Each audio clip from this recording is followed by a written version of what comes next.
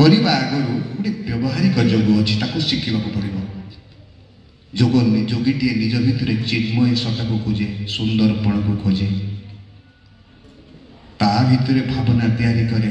ଯୋଗୀଟିଏ ମନୋବିଜ୍ଞାନୀ ହେବା ଦରକାର। ଯୋଗ ଏକ ବିଜ୍ଞାନ ସେଇମାନଙ୍କ ପାଇଁ ଯେଉଁମାନେ ମନୋବିଜ୍ଞାନୀ।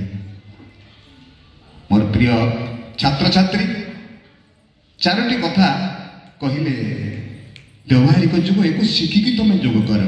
ମୈତ୍ରୀ, କରୁଣା, ଉପେକ୍ଷା, ଆଉ ଗୋଟେ କ'ଣ ଭୁଲିଗଲି।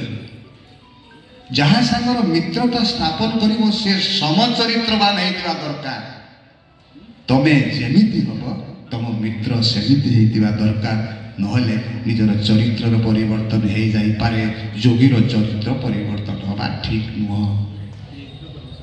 କରୁଣା, ସମ୍ବେଦନଶୀଳତା, ଶ୍ରଦ୍ଧା ଗୋଟେ ଯୋଗୀର ପ୍ରକୃତ ପରିଚୟ ହେବା ଦରକାର। ଉପେକ୍ଷା, ଯେଉଁମାନେ ଖରାପ କାମ କରୁଛନ୍ତି, ଖରାପ କଥା କହୁଛନ୍ତି, ତାଙ୍କ ପାଖରୁ ଧୀରେ ଧୀରେ ଦୂରେଇ ଆସିବାର ଆବଶ୍ୟକତା ଅଛି। ତୃତୀୟ କଥା ପ୍ରଶଂସା।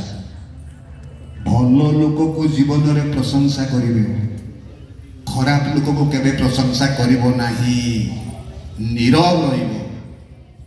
এই চারটি ব্যবহারিক যোগ শিখি সারা পরে যোগীটিয়ে প্রথমে যোগ হওয়া চেষ্টা করিব, ধ্যান করিব। ধ্যান মানে নিজকু ধরি রখিবার জ্ঞান।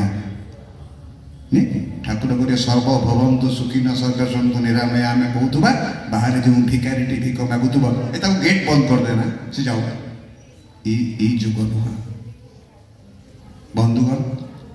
যোগକୁ ମୁଁ ଏଇଠି ଛାଡ଼ିଦେବି, ନିବେଦନ କରିବି, ଆପଣମାନେ ସମସ୍ତେ ବ୍ୟାୟାମ କରନ୍ତୁ ନାହିଁ, କଥା କୁହନ୍ତୁ ନାହିଁ, ଯୋଗକୁ ଅନୁଭବ କରି ଯୋଗ କରିବା ପାଇଁ ଗୋଟେ ମନରେ ଚିନ୍ତା ଆଣନ୍ତୁ। ବାରମ୍ବାର ଚିନ୍ତା ଆଣିଲେ ନିଜର କର୍ମ ସେଇ ଦିଗକୁ ଗତି କରିଯିବ।